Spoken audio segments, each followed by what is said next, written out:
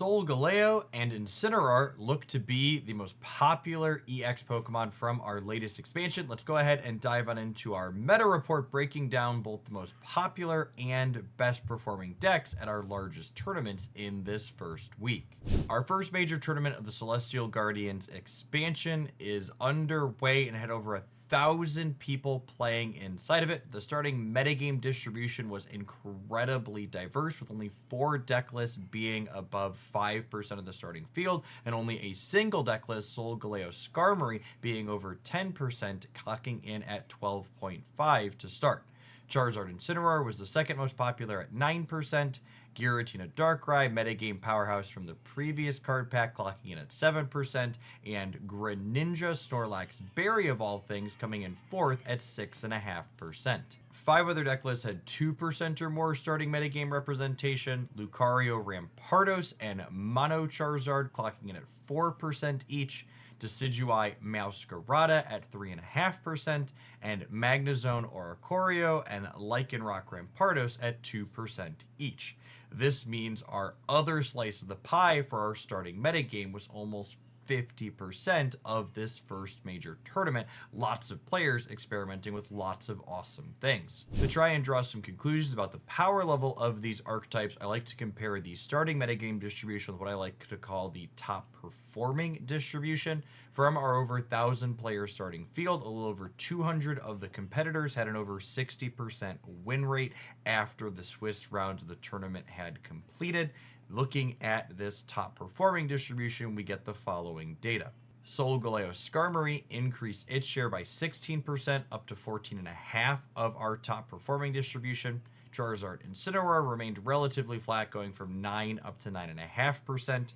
Darkrai Giratina looks like a force to still be reckoned with, increasing its starting 7% by 93%, up to 13.5% of our top performers.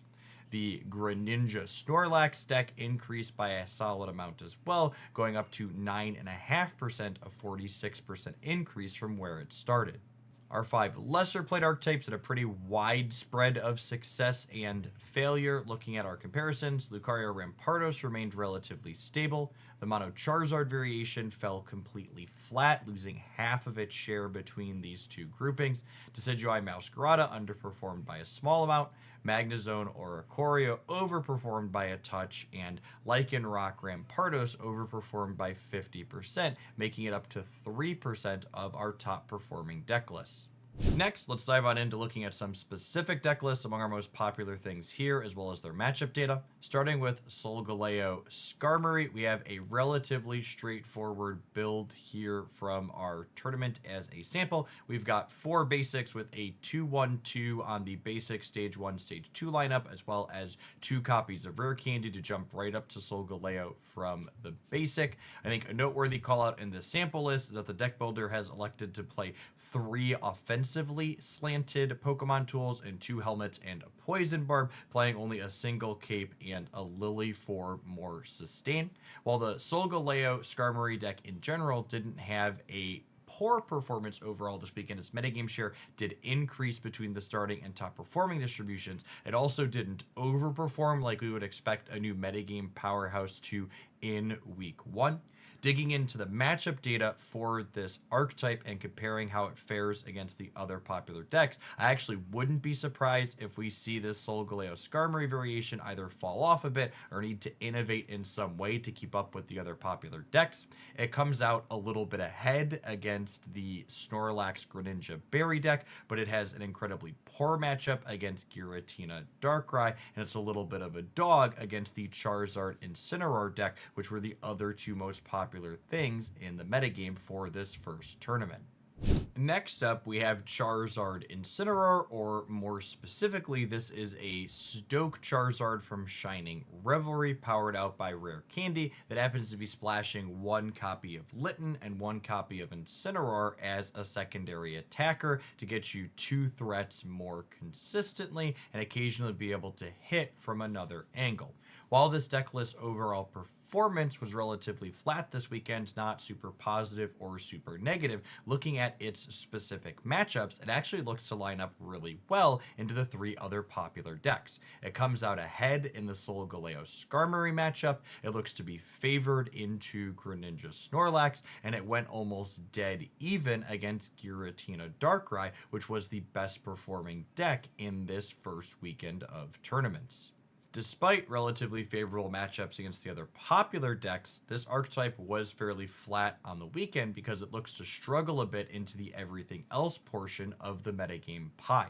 The Rampardos decks look to be giving it a hard time, and the Magnazone or Oricorio deck actually beat it 100% of the time in the tournament rounds, which, albeit, is only a sample size of 8, but that's still a really impressive metric, which also isn't too unsurprising given that the only way this deck can hurt a copy of Oricorio is the burn from Incineroar, which they can only do so many times before the 50 damage Lightning Pigeon runs them down.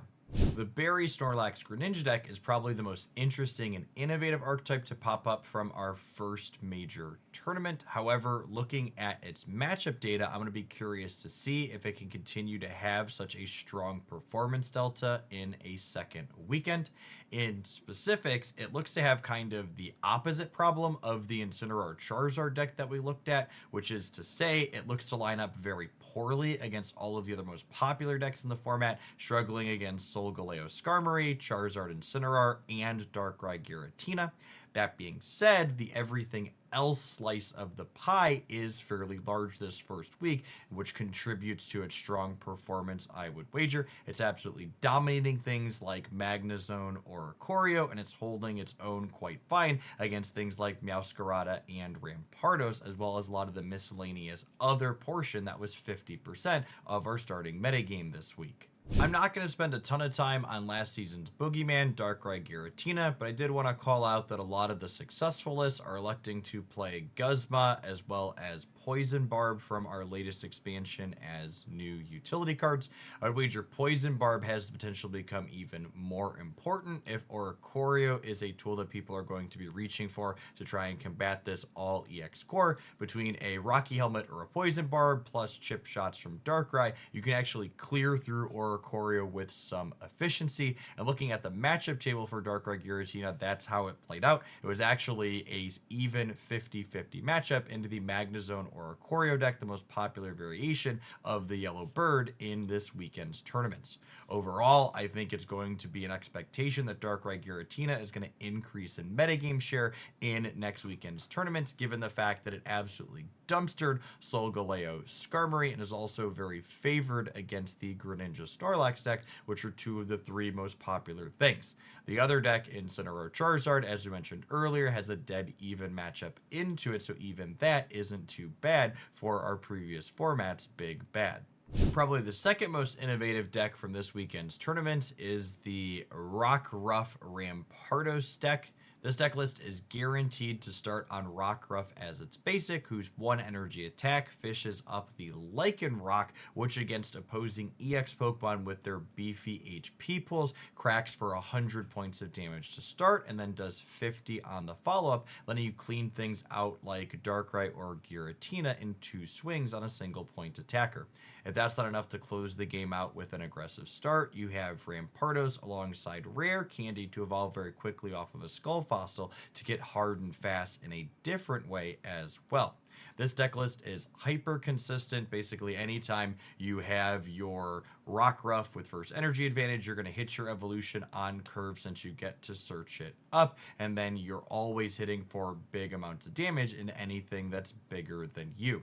While this deck list had a lower play percentage, meaning its matchup table has a little bit less certainty inside of it, looking at its matchups that it played into the 4 most popular decks in the metagame, it looks relatively even into Solgaleo Skarmmory, Giratina Darkrai, Charizard Incinor, and the Snorlax Greninja deck. I would wager that we'll see this deck list probably grow in popularity in the coming weeks if it's able to keep this fairly even matchup spread, as a lot of skilled players like to play decks that often offer 50-50 matchups like this one looks to after this first weekend of results.